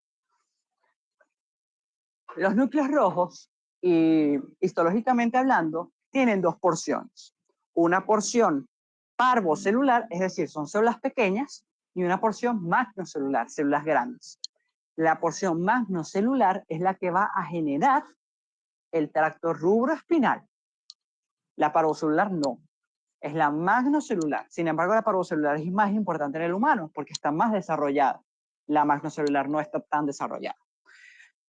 ¿Por qué me interesa que lo sepan? Porque justamente en las primeras etapas de la vida, porque el bebé cuando está inmaduro, sobre todo en su fase de neonato, los primeros 28 días y los lactantes menores, sobre todo menores de 6 meses, es el tracto corticoespinal que va desde la corteza cerebral hacia el cuerpo, no está terminada de mielinizar. Entonces, una gran mayoría de esas respuestas primitivas están mediadas por el tracto rubroespinal. ¿Y cuál de esas respuestas primitivas? Bueno, la flexión. Si el tracto vestíbulo-espinal producía activación de los músculos extensores y de forma muy similar también lo hace el tracto reticuloespinal. Bueno, el tracto vestíbulo-espinal el tracto rubroespinal va a activar musculatura flexora, es decir, bíceps braquial, brachioradial, los semitendinosos, semimembranosos, bíceps femoral, etc. Entonces, el tracto decusa, es decir, que si yo lesiono el núcleo rojo izquierdo de un paciente X, hipotéticamente, se va a manifestar del lado derecho. Si lesiona el izquierdo, se manifiesta del lado derecho y al contrario. ¿Qué pasa? Justamente, el núcleo rojo también permite que haya un mayor desarrollo de conexiones con la oliva inferior, que son las conexiones rubro-olivares, y el cerebelo. La oliva inferior es un núcleo que está en el bulbo raquídeo o médula oblongada, que es muy importante en el control del movimiento, lo verán más adelante en cerebelo, un poco más preciso. ¿Ok? Ahora, hay otra región que no van a conseguir mucho en los libros de texto, pero que existe y por eso es que me interesa que la conozcan, que es la región locomotora mesencefálica. Está compuesta por dos núcleos, el núcleo pedúnculo pontino y el núcleo cuneiforme. ¿Por qué me interesa que conozcan esas? Porque el núcleo cuneiforme contiene más que nada neuronas glutamatérgicas, mientras que el núcleo pedúnculo pontino contiene neuronas glutamatérgicas, colinérgicas, GABAérgicas e incluso monoaminérgicas, sobre todo dopaminérgicas. ¿Y por qué me interesa que ustedes sepan eso? Porque justamente va a contribuir a que se module cómo se inicia un movimiento y cuándo se finaliza. Porque justamente al activarse el pedúnculo pontino por acción ya sea monoaminérgica o glutamatérgica, entonces se activa el núcleo cuneiforme y el núcleo cuneiforme es un centro generador de patrones, los dos. Tanto el núcleo pedúnculo pontino como el núcleo cuneiforme son centros generadores de patrones. Y ambos van a estar involucrados en la generación de movimientos complejos como iniciar la marcha. Y en cambio, justamente la regulación dopaminérgica les pone como un frenado, sobre todo porque permite regular qué tipo de movimientos queremos que se generen. Como vemos, este tipo de núcleos contiene múltiples conexiones. Se conectan con la sustancia negra pars compacta, que la sustancia negra pars compacta contiene neuronas dopaminérgicas. Y me interesa que lo sepan porque justamente son las neuronas que se dañan en el Parkinson. Pero también tienen esa función moduladora sobre la región locomotora mesencefálica, en particular sobre el núcleo pedúnculo pontino. Y también recibe información de la corteza visual, del colículo superior, que contiene información visual, y está involucrado en la regulación de esas respuestas generadas por el centro generador de patrones, sobre todo por el núcleo cuneiforme, aunque también el núcleo pedúnculo pontino también tiene capacidad de generar patrones. Pero justamente eso está involucrado, por ejemplo, en regulación cardíaca, regulación respiratoria, la marcha, otros movimientos que son cíclicos repetitivos, ciertamente estereotipados, pero que tienen un patrón específico. Es por eso que son tan importantes. Tanto así que inclusive se han estudiado para que en pacientes con Parkinson que son muy refractarios al tratamiento y que no responden bajo ninguna circunstancia y no responden a los blancos de estimulación cerebral normales, bueno, el último recurso, el núcleo pedúnculo-pontino. Bueno, ahora para hablar del otro componente importante del control supraespinal del sistema motor, que es la corteza cerebral. La corteza cerebral es el más alto en la orden jerárquica del sistema nervioso central. Si nos imaginamos que la corteza cerebral es el jefe de servicios de un servicio hospitalario, bueno, es el presidente, todo. Es el que tiene la mayor jerarquía a nivel del sistema nervioso. ¿Por qué? Porque es la que va a encargarse de tomar las decisiones. Entonces, ¿qué es lo que hace? La parte de la corteza cerebral que decide qué hacer es la famosa corteza prefrontal. Recordemos que los lóbulos cerebrales se pueden dividir en 4 de acuerdo a la relación de los huesos craneales que están conformados. Tenemos el lóbulo frontal, el lóbulo parietal, el lóbulo temporal, el lóbulo occipital y ocultos por debajo de la cisura lateral, en el fondo de la cisura lateral, cubiertos tanto por la corteza frontal como por la corteza temporal, está el lóbulo de la ínsula. Así que sí, son 4 más 1, 5, porque está el lóbulo de la ínsula. No se olviden del lóbulo de la ínsula, pero no es tan importante para efectos de lo que estamos viendo ahorita. ¿Ok? Entonces, dentro de la corteza frontal, del lóbulo frontal, la parte de la corteza frontal que se encuentra más anterior es la famosa corteza prefrontal, que es la que se encarga de tomar las decisiones, la que decide si queremos comer, dormir, o qué tipo de comida queremos, o qué tipo de decisiones tomamos. Por eso es que una de las funciones más principales de la corteza prefrontal son la planificación, el juicio y otras funciones cognitivas superiores. Por eso es la base a la percepción sensorial, integra toda esta información sensitiva que recibimos del medio, los ruidos, lo que vemos, lo que olemos, lo que sentimos por tacto, todo lo integra. Y justamente eso es lo que le va a ayudar a tomar una decisión sobre qué tipo de comportamiento hacer en una ocasión específica. ¿Cómo lo va a hacer? Eso lo va a ejecutar a través de los planes motores. El plan motor es como, por decirlo así, el código que si ustedes hacen programación, cuando uno coloca un código o una frase como que, por ejemplo, quiero que la computadora abra una ventana. O en este caso, en el cuerpo dice, yo quiero que se eleve mi brazo para poder agarrar un vaso. Entonces, la secuencia específica de contracciones musculares que van a llevar a una acción específica es el famoso plan motor o programa motor. ¿Eso quién lo elabora? O sea, ¿quién es el arquitecto de ese plan motor?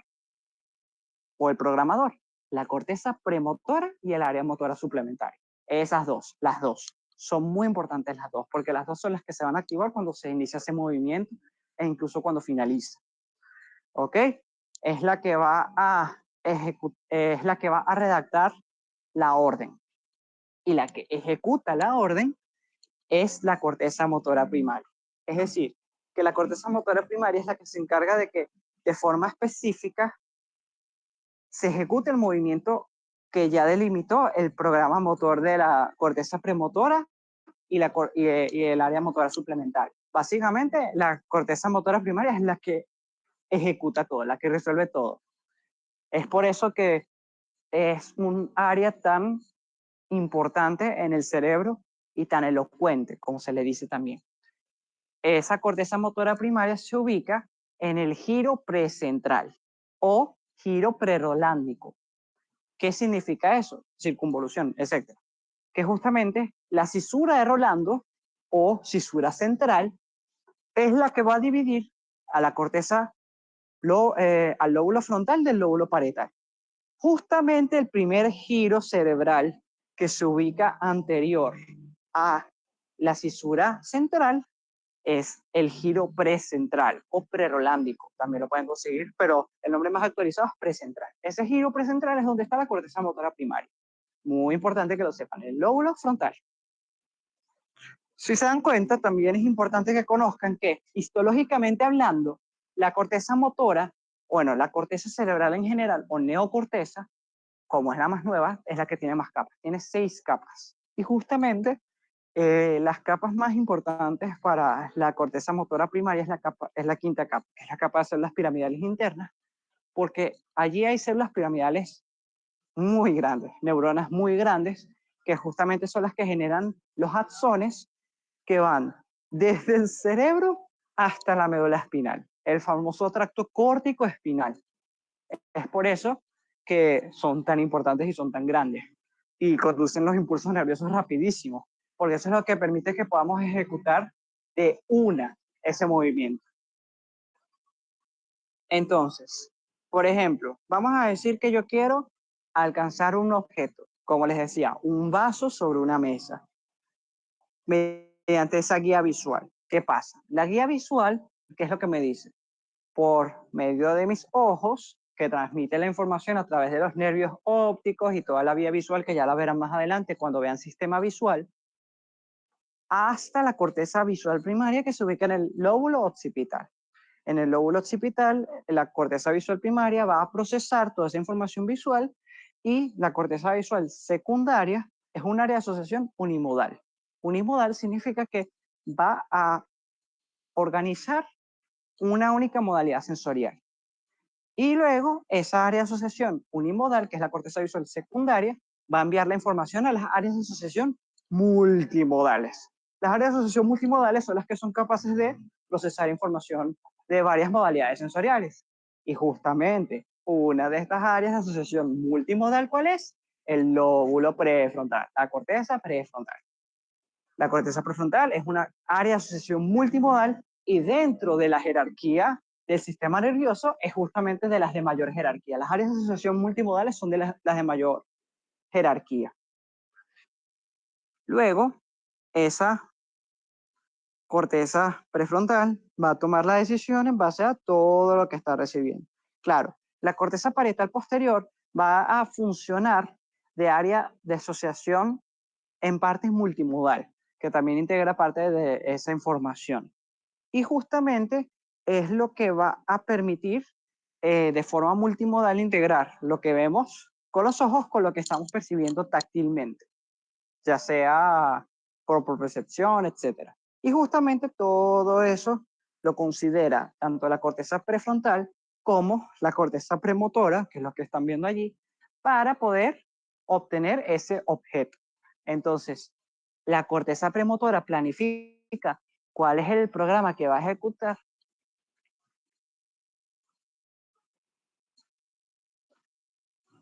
para que justamente ocurra el movimiento para poder alcanzar el vaso de agua.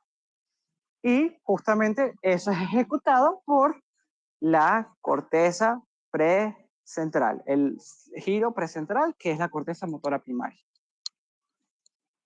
Ahora, desde la corteza motora primaria es que van a surgir los famosos tractos córtico-espinales, que es lo que vieron al principio de la clase, que se veía como azul, que eso es una imagen obtenida de una tractografía.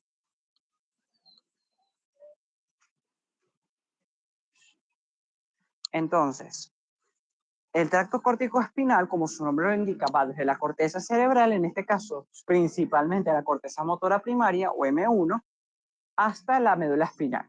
¿Cómo llega allí? Bueno, anatómicamente pasa por varios sitios. Acuérdense como si fuera la ruta que toman desde la casa hasta la Escuela Vargas, por ejemplo.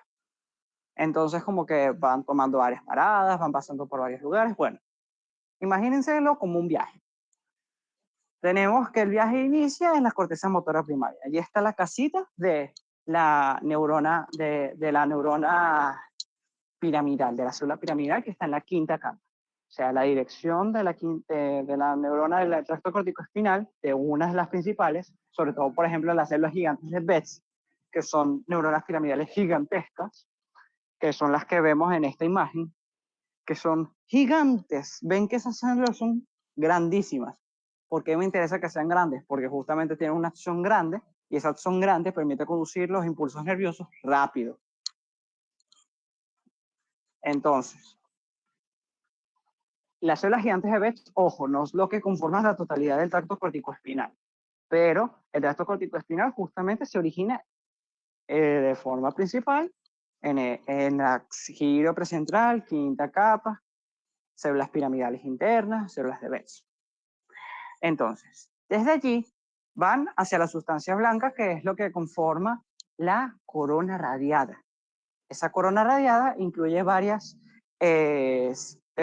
fibras de asociación cortas, como fibras GNU, que forman como un sol. Es por eso que se llama corona radiada. De la corona radiada va hacia el centro semioval. Lo que pasa es que no tengo un señalador como para poderles decir específicamente dónde está el centro semioval, dónde está eso, pero si quieren mañana lo vemos con más calma, porque me interesa que lo sepan visualizar anatómicamente. Entonces, del centro semioval es donde están todas esas fibras blancas. Luego, del centro semioval, llega al brazo posterior de la cápsula interna. El brazo posterior de la cápsula interna, ¿qué es? Ok, primero, ¿qué es la cápsula interna? La cápsula interna es una cantidad de fibras de sustancia blanca que funcionan como un distribuidor de autopistas. ¿Ok? El distribuidor de Altamira, por ejemplo, o el distribuidor de Tras del Este, lo que sea.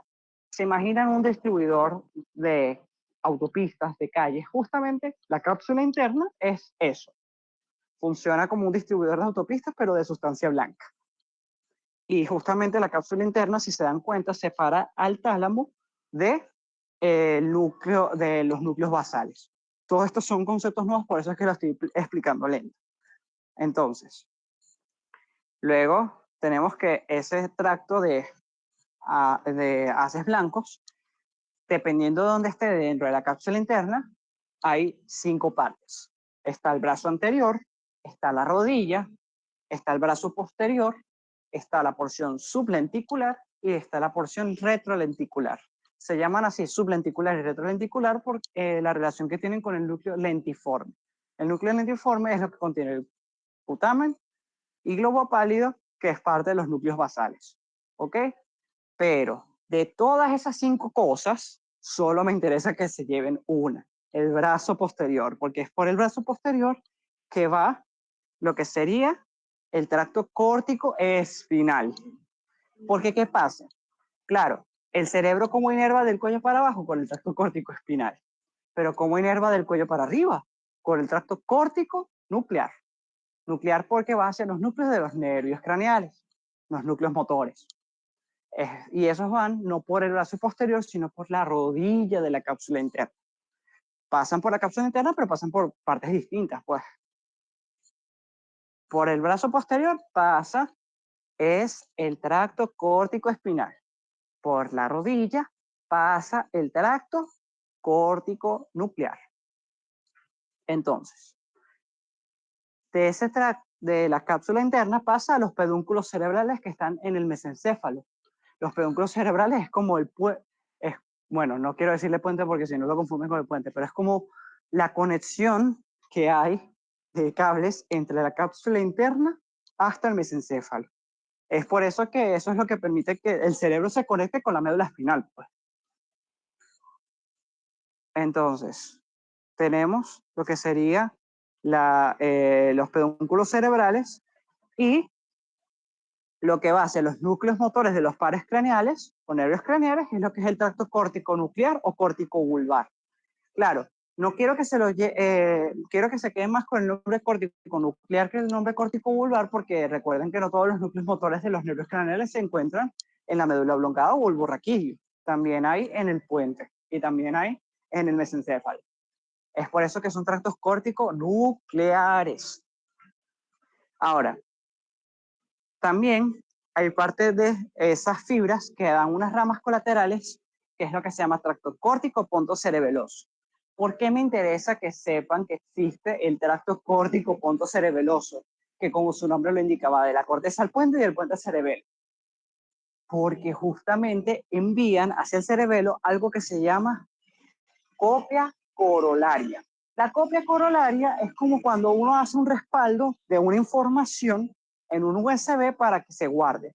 Pero en este caso es como si el cerebro quiere mandar un mail, ese mail lo mandas a un remitente, que en este caso el remitente es la médula espinal, pero también lo manda con una copia hacia el cerebelo. ¿Por qué le interesa que el cerebelo reciba esa información? Porque justamente el cerebelo es lo que va a coordinar el movimiento, lo va a corregir. El cerebelo es como el regulador, es lo que va a permitir que al momento de que se ejecuten esos sistemas de prealimentación y retroalimentación negativa, ya va modulando y va corrigiendo el movimiento. Es como cuando uno hace un dibujo o uno hace un borrador de algo y le dices al amigo, mira, corrígeme tal cosa, revísame esto para ver si está bien. Bueno, eso ocurre en tiempo real y muy rápidamente porque la corteza motora primaria puede cometer errores y los comete. Y es por eso que eso lo envía hacia el cerebelo a través del tracto córtico ponto cerebeloso. Y el cerebelo a su vez envía conexiones hacia el tálamo, en particular el núcleo del tálamo que se llama tálamo ventral lateral, y del tálamo ventral lateral hay unas fibras tálamo corticales que van a través de la cápsula interna hasta la corteza cerebral. Sí, el cerebelo tampoco lo dirige de forma directa, no es que hay un tracto cerebelo cortical, no, sino que el punto es como cuando antes habían operadores para hacer llamadas internacionales y esas operadoras es la que conectaba una operadora a otra para que pudiera que la llamada que fuera a Venezuela llegara a Estados Unidos. Bueno, el tálamo es lo que hace eso, pero con el cerebelo y la corteza cerebral. Vale, es por eso que me interesa que sepan que el tracto córtico punto cerebroso existe, porque justamente es la forma que el cerebro, la corteza cerebral primaria o la corteza motora primaria, envíe la copia de el comando motor que está ejecutando, que es la copia corolaria. Y luego están las pirámides, las famosas pirámides. Las pirámides, que es lo que da a los sistemas piramidal y extrapiramidal, todo lo que no sea de las pirámides es lo que era considerado extrapiramidal. Por eso es que desechen ese nombre, o por lo menos si lo escuchan, entiendan qué significa, pues, porque hay muchos profesionales que todavía lo usan y bueno, y también puede aparecer en varios sitios. Pero justamente el sistema piramidal y el síndrome piramidal se produce por lesión de este tracto que estamos hablando, el tracto córtico espinal. Porque, ¿qué pasa? Pasamos de la corteza cerebral, recapitulando. Corteza cerebral, en este caso la corteza motora primaria. Corteza motora primaria, corona radiada, centro semioval, cápsula interna, en el caso del tracto córtico espinal, brazo posterior de la cápsula interna, brazo posterior de la cápsula interna, pedúnculo cerebral, mesencéfalo, puente, sobre todo la parte anterior del puente, pirámides. En las pirámides es lo que está anterior en la médula oblongada o bulbo raquídeo. Esas pirámides son bien importantes, porque justamente de las pirámides es que ocurre una decusación, que se llama decusación de las pirámides, es decir, que las pirámides se entrecruzan. ¿Por qué me interesa que sepan eso? Porque justamente la decusación de las pirámides es uno de los límites anatómicos entre la médula espinal y la médula oblongada o tallo encefálico. Así que es bien importante. ¿Y qué pasa? El hecho de que hace que se crucen es lo que explica que si, por ejemplo, una persona tiene un ACV del lado derecho, del cerebro derecho, del hemisferio derecho, en el caso que afecte la corteza motora primaria del lado derecho, se va a manifestar del lado izquierdo. La persona va a estar hemipléjica, por ejemplo, es decir, que hemi porque es la mitad del cuerpo y plejía porque no mueve esa parte del cuerpo. Entonces, hemiplegia izquierda, eso lo van a ver en la calle muchísimo. Y justamente, entiendan, es porque está lesionado el cerebro del lado contrario, por esa bendita decusación de las pirámides. Por eso es que esa decusación de las pirámides es tan importante, porque justamente ese es el punto anatómico donde el 80%, dependiendo de la bibliografía, hay algunas que dicen 75, otras que dicen 90, el número que vamos a decir aquí, 80. Tranquilos que no se los voy a preguntar cuál número, pero sí la gran mayoría. el 80% de las fibras del tracto córtico-espinal se decusan en la decusación de las pirámides, conformando los tractos córtico-espinales laterales. Esos tractos córtico-espinales laterales descienden por el cordón medular lateral hasta el nivel motor que inervan. Con nivel motor me refiero a la motoneurona. Vamos a decir que, por ejemplo, inervan C5. Ah, bueno, entonces los músculos inervados por C5.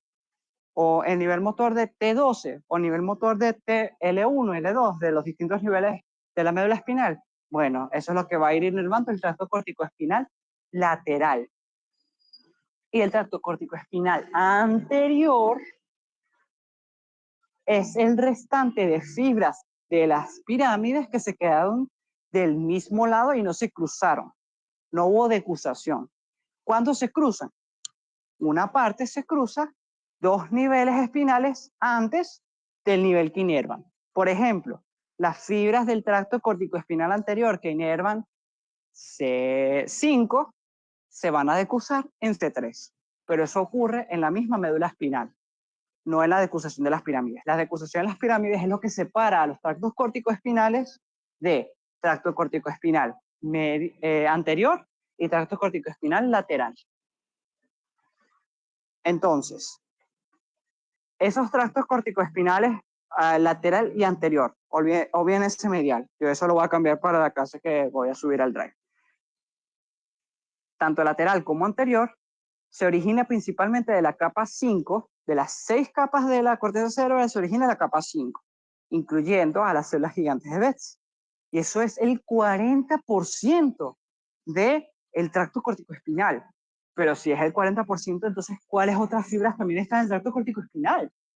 Bueno, las cortezas premotoras, por ejemplo. Eso es lo que ayuda a que el programa motor se integre con mayor precisión. Y eso es un 30% del área motora suplementaria y de la corteza motora, de la corteza premotora, perdón. Y el otro 30%, adivinen qué, ni siquiera tiene que ver con el sistema motor. Es de la corteza somatosensorial primaria. Ajá. Recuerden que les dije que está la cisura central, la cisura de Rolando, por delante de la cisura central o cisura de Rolando, el giro precentral. Bueno, el giro cerebral o la parte del cerebro que está por detrás, justo detrás de esa cisura de Rolando o cisura central, es el giro postcentral o giro postrolándico. Ese giro postcentral es el que contiene la corteza somatosensorial primaria y forma parte del lóbulo parietal. ¿Por qué la corteza somatosensorial primaria es tan importante? Porque, bueno, básicamente es la que asimila toda y la que detecta por primera vez toda la información sensitiva del sistema somatosensorial. Es lo que permite que nosotros percibamos el tacto, la propiocepción, la temperatura, etcétera. Todas esas modalidades sensoriales que lo van a ver con mayor profundidad cuando vean sistemas somatosensoriales.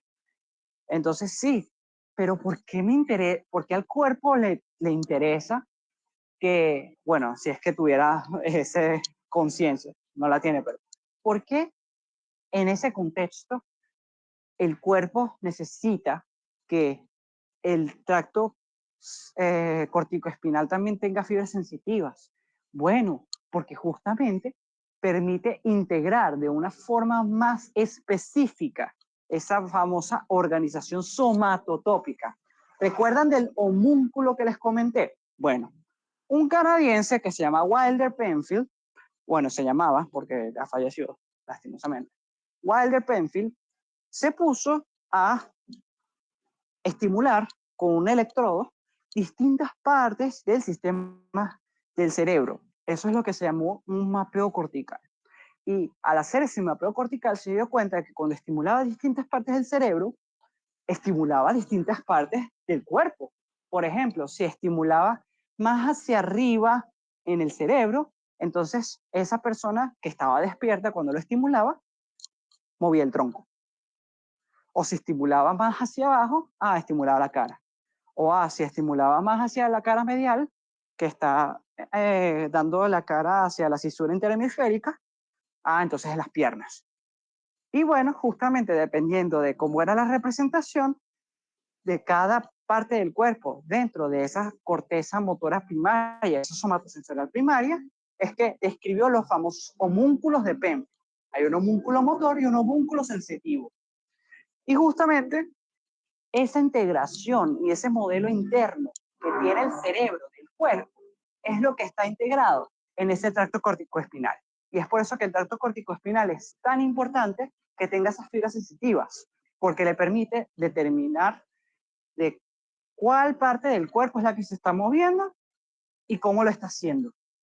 Porque si no lo está haciendo bien, entonces viene el cerebelo y los ganglios basales y lo corrige. Entonces, de los tractos corticales laterales y anterior. Luego de haber pasado corona radiada, centro semioval, brazo posterior de la cápsula interna, pedúnculos cerebrales, base del puente, llega a las pirámides. Llegamos a las pirámides y se decusa el 85% o 80%. Me estoy basando en el 85% porque esa es la que dice la FIFI. 85% de las fibras. Ese 85% es el tracto corticoespinal lateral. Y el otro porcentaje, menos, hay un 13% que sí se decusa y hay un 2% que no. El 2% que no tiene un epónimo que se llama As de Turk. Ahí lo voy a corregir. Y el otro, el que sí se decusa, es el As de Barnes, por quienes lo describieron por primera vez. Entonces, el tracto corticoespinal lateral también justamente va a inervar motoneuronas de la musculatura distal. Es por eso que nuestras manos hacen movimientos tan finos, porque justamente son modulados por el tracto corticoespinal lateral principalmente. Claro, el tracto corticoespinal lateral también inerva parte de los músculos axiales, proximales, etcétera, porque ayuda a que nosotros hagamos movimientos voluntarios en todas esas zonas. Pero también lo hace la distal, sobre todo la distal. Y en cambio, el tracto corticoespinal anterior, sobre todo, es la que va a inervar los músculos proximales y los axiales. Así que perdonen por lo que dije anterior, que creo que fue confuso, pero predominantemente los músculos distales están inervados por el tracto corticoespinal lateral, mientras que los músculos axiales y proximales están inervados principalmente por el tracto corticoespinal anterior. Ahora, con respecto a el tracto córtico vulvar o córtico nuclear, ¿qué me interesa que sepan? Bueno, a diferencia del tracto corticoespinal, cuando transita por la cápsula interna no pasa por el brazo posterior, sino por la rodilla. Eso es lo primero que quiero que sepan. Y lo segundo que quiero que sepan es que miren cuántos nervios craneales inerva el tracto córtico nuclear. Por eso es que no solamente es del bulbo raquídeo, sino que es en buena parte del tallo encefálico. Entonces está el núcleo motor del nervio trigémino, el núcleo del nervio facial, el núcleo motor dorsal del nervio vago, el núcleo ambiguo que contiene fibras del noveno par, décimo par y undécimo par, y del núcleo del nervio hipogloso que da el nervio 12 o duodécimo par. ¿Ok? Entonces, justamente el tracto corticovulvar es el que se encarga de que hablemos, o corticonuclear. Y justamente, ¿qué es lo que está representado en la imagen de la derecha? Bueno, para los músculos de la mímica, como deben de estar aprendiendo en la anatomía, esos están inervados por el nervio facial. El nervio facial tiene como 5 ramas. Las ramas de arriba, que son del nervio facial superior, son inervadas por el núcleo facial superior. ¿Y qué pasa? Ese núcleo tiene representación en ambas cortezas, tanto en la izquierda como en la derecha.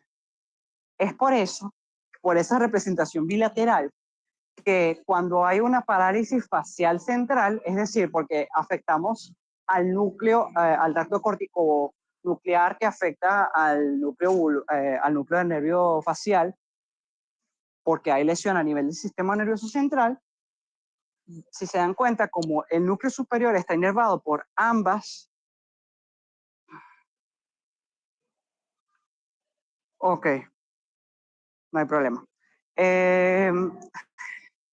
Si se dan cuenta, está inervada por ambas caras, entonces cuando la parálisis facial es central, los músculos de la parte de arriba de la cara, de la mímica, lo que da las cejas y que podamos cerrar los ojos, bueno, justamente se preserva. Mientras que de los ojos para abajo, hasta la mandíbula, se encuentran paralizados.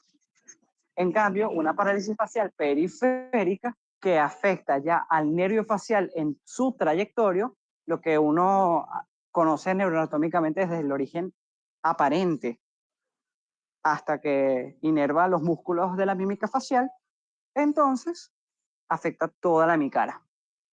Afecta también la capacidad de cerrar el ojo, que es por eso que la parálisis de Bell, que es un tipo de parálisis facial periférica que su origen realmente no se está tan descrito, pero por alguna razón responde muy bien a los esteroides, no cierra el ojo, que es lo que se llama signo de Bell. ¿Y por qué no cierra el ojo? Bueno, porque justamente esos músculos que están representados por ambos sitios también están afectados porque ya afectaste al núcleo. No afectaste al núcleo, sino a las fibras que salen del núcleo, que justamente van discurriendo a lo largo del nervio facial con las otras fibras. Ahora, aquí ven demostrado el homúnculo motor. El homúnculo de Penfield, pero el homúnculo motor. Porque también hay un homúnculo sensitivo, que el homúnculo sensitivo está en la giro postcentral, la corteza somatosensorial primaria. En cambio, el homúnculo de Penfield motor está en el giro precentral, en la corteza motora primaria. Que justamente, si se dan cuenta, dependiendo de dónde está ubicada, es por eso que les digo que, si está más hacia la cisura lateral, bueno, es que entonces se estimulan los músculos de la cara. Pero si está más hacia la cisura interhemisférica, más medial, entonces las piernas. Es por eso que es importante que comprendan que el homúnculo motor existe. En resumen y recapitulación, entonces, los sistemas de control supramedular son 5 tractos prácticamente. Tenemos el sistema medial del tallo encefálico, que son 3: vestíbula espinal, retículo espinal, tecto espinal, que vienen respectivamente de los núcleos vestibulares, la formación reticular, y el tectum mesencefálico, que es donde están los colículos superiores principalmente, y en menor medida los colículos inferiores. El sistema lateral del tallo encefálico, que tiene al tracto rubroespinal, que proviene de los núcleos rojos del mesencéfalo. Y los tractos córtico-espinales, que dependiendo de si descienden por el cordón medular anterior o el lateral, por la decusación de las pirámides, tenemos el tracto córtico-espinal lateral y el tracto córtico-espinal anterior. Entonces, el sistema de control supramedular medial contiene el tracto tectoespinal, retículo espinal y vestíbulo espinal y el córtico espinal anterior, que modulan musculatura axial y proximal. ¿Y por qué me interesa modular la musculatura axial y proximal? Para modular el tono muscular, la postura y el balance y equilibrio. En cambio, el sistema de control supramedular lateral contiene al tracto corticoespinal lateral, el que se decusó a través de las pirámides, y el tracto rubroespinal, por lo que inervan motoneuronas e interneuronas de músculos distales, y es lo que permite que hagamos movimientos finos y precisos como tocar instrumentos o escribir. Ahora, el motivo de por qué no uso el término extrapiramidal, aunque muchos otros profesionales sí lo usan. Porque justamente es una terminología que está muy poco definida y es muy amplia. Puede hacer referencia a muchas cosas de forma inespecífica.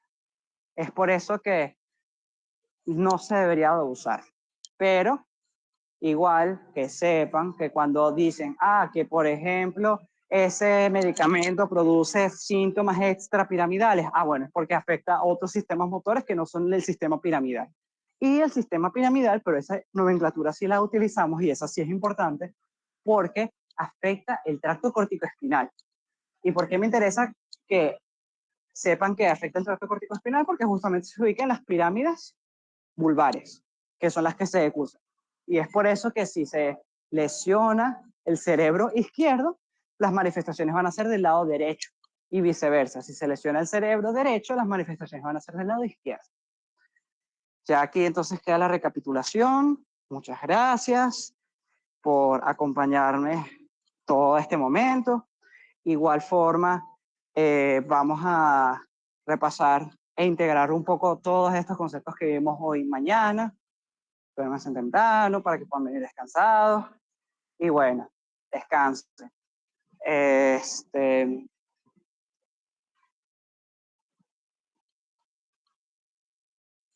Espero que les haya gustado la clase.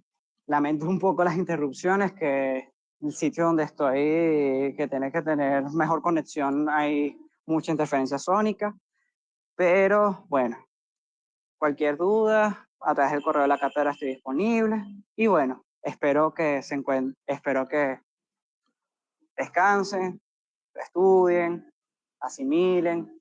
Y bueno, nos vemos mañana para el último día del año académico de 2025, porque recuerden que todavía nos falta 2026.